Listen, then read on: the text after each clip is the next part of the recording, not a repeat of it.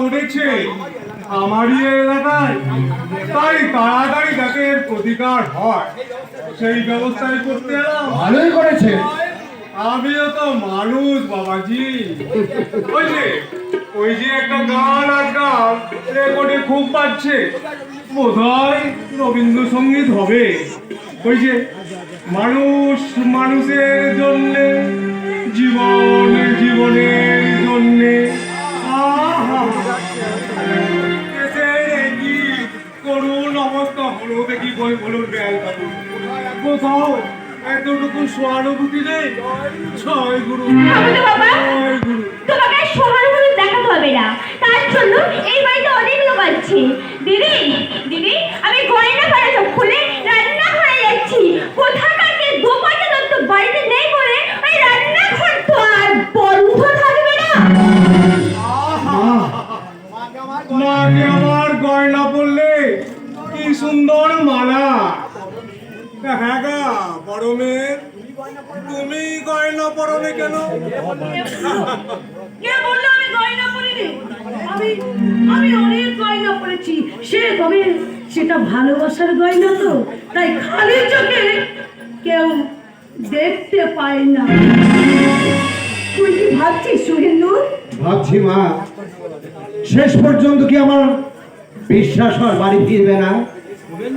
যে সমাজ গড়ার স্বপ্ন নিয়ে আমি বিভোর হয়ে আছি, অবশেষে সেই স্বপ্ন কি নিহত হবে?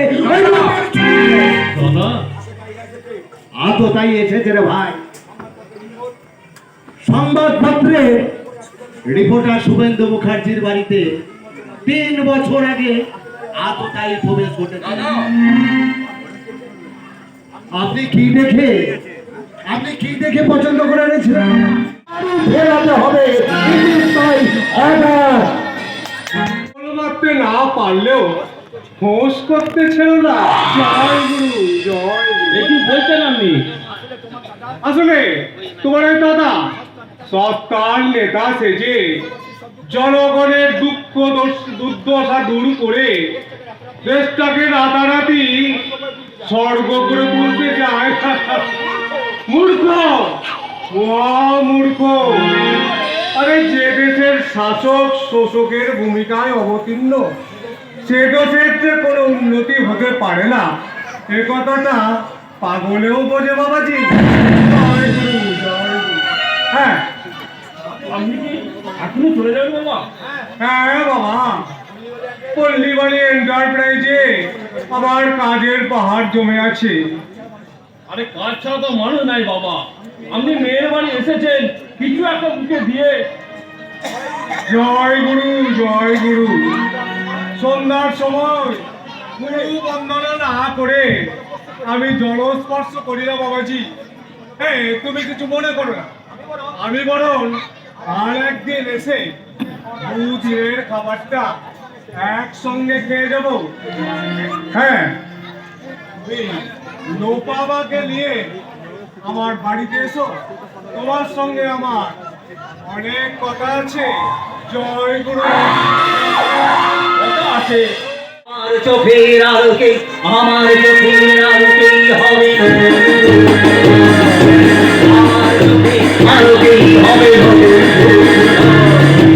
আমার রূপের রক্তেই যেন ইতিহাসের লেখা রয়, আমার চোখের আলোকেই হবে নতুন সূর্যোদয়, আমার রূপের রক্তেই যেন ইতিহাসের লেখা রয়, মায়ের কোলেই জন্ম, মায়ের কোলেই মরি, আমার ঘরের ভাবনা মায়ের যখন রান্নাই করি, জননী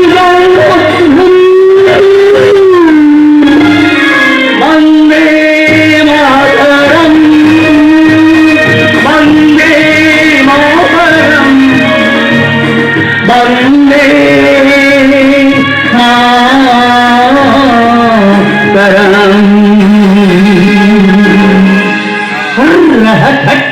যত স্বপ্নের সাহসের রল, সব বাড়ি ফিরে চল, সব বাড়ি ফিরে চল।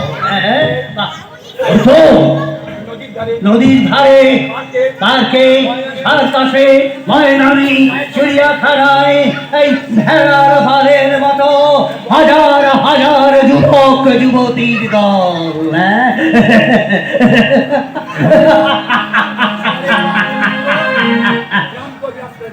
শহরের বাপ এই পবিত্র গ্রামগুলোকেও গ্রাস করে ফেলেছে গো, গ্রাস করে ফেলেছে। দেখছো না এই শহরের মতো এখানেও বসে আছে জোড়ায় জোড়ায়।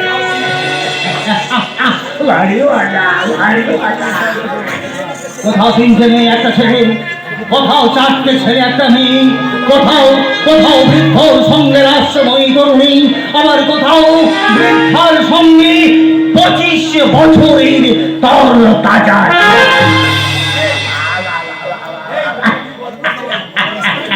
হ্যালো, তোমাদের একটা প্রশ্ন করি, তোমরা কি ওই শুধু গল্প করার জন্যই বাড়ি থেকে পালিয়ে এসেছো? এটা তো চাচা, আবার কাউকে না বলে তুমি বাড়ি থেকে পালিয়ে এসেছো? আসছে ওরা আসছে, আসছে আসছে ওরা আসছে, ভেড়ার বলের মতো হাজার হাজার যুবক যুবতী আসছে, ভেড়ার বলের মতো হাজার হাজার যুবক যুবতী ঘুরে আসছে, ওরা আসছে,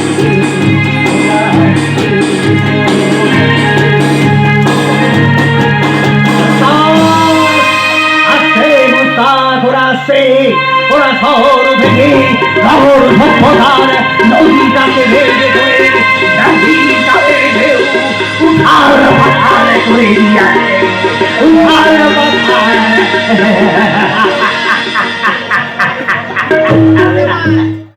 আবার নতুন করে শুরু করে দাও তোমার সেই ভয়ঙ্কর চট্টগ্রাম অস্তার লুণ্ঠন। দাও মাস্টার, দাও দাও দাও দাও দাও। এই বস্তার আর এই ফাঁকে আমি আমার ওই ভেড়াগুলোকে বাড়িতে ফিরিয়ে দিয়ে আসি।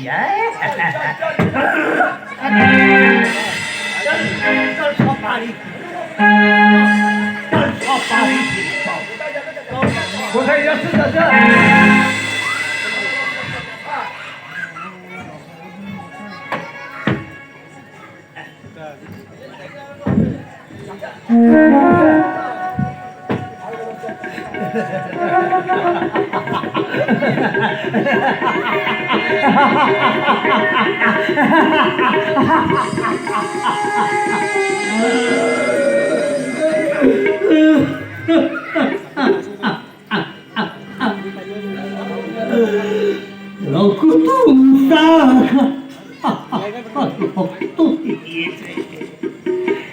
এই কাঁথাটা কাঁথা নয় মুস্তাক, এই কাঁথাটা কাঁথা নয়, এটা একটা ভারতবর্ষ, এদেশে সাম্রাজ্যবাদী দল এই কাঁথা গায়ে দিয়ে 200 বছর দেশ শাসন করেনি।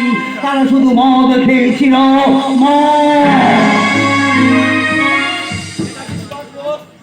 আর নেতাজি সুভাষ, তোমরা আমাকে রক্ত দাও, আমি তোমাদের জন্য এনে দেব স্বাধীনতা। নেতাজি সুভাষ সেই মদের বোতলগুলোকে ভেঙে চুরমার করে দেওয়ার জন্যে বোম ফেলতে ফেলতে কলকাতায় আসছিল, সাইরেন বাজছিল,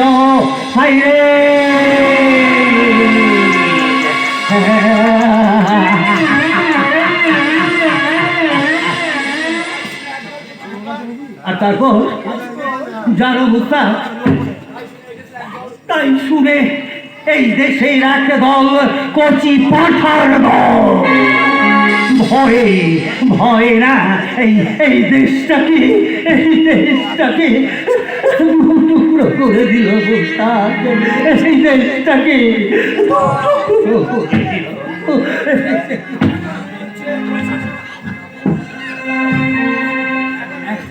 এখন কি মনে হচ্ছে জানো মুস্তাক, এখন কি মনে হচ্ছে জানো? মনে হচ্ছে বোধ হয় এই এই কাঁথাটা এই ভারতবর্ষটা আবার আবার টুকরো টুকরো হয়ে যাবে, আবার টুকরো টুকরো হয়ে ঝড় ভয়ে পালিয়ে বেড়ানো বেশ শাবকের দল।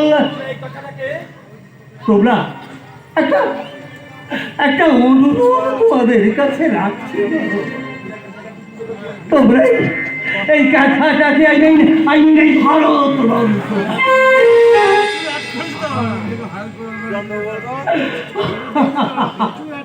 আর দুটো করে দিও না, আর দুটো করে দিও না, আর দুটো করে দিও।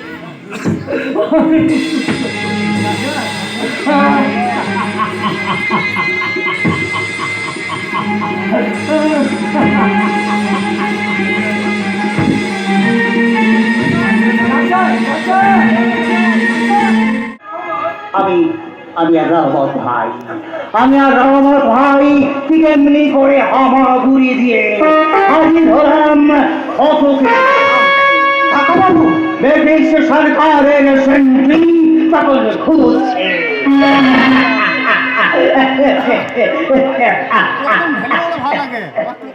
আমি আর রহমত ভাই, আমি আর রহমত ভাই মাঠের মতো ঝাঁপিয়ে পড়লাম ওই ব্রিটিশের চাকা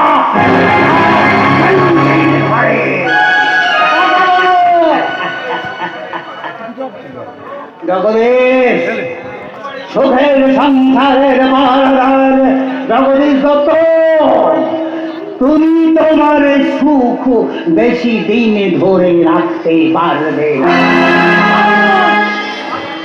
পাগলামি করার জায়গা মানে পাগলামি তো আপনি করছেন জগদীশা, জানতো তুমি সুখের নেশায় মাতাল হয়ে গেছো বাবা।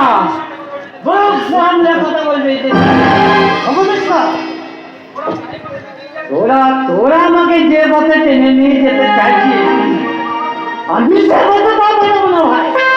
গরম গরম গরম বলবে বলবে মাধরম, গরম গরম গরম বলবে বলবে মাধরম, মাধরম মাধরম।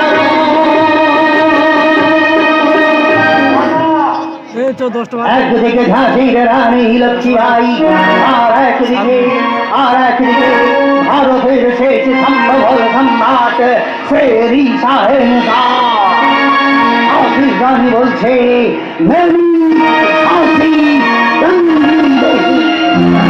আর শাহেনশাহ বলছে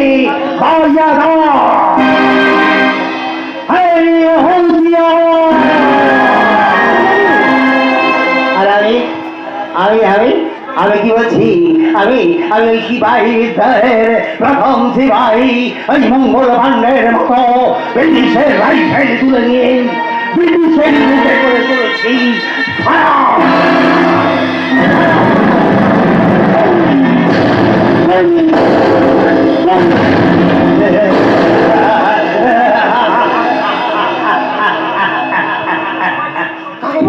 এই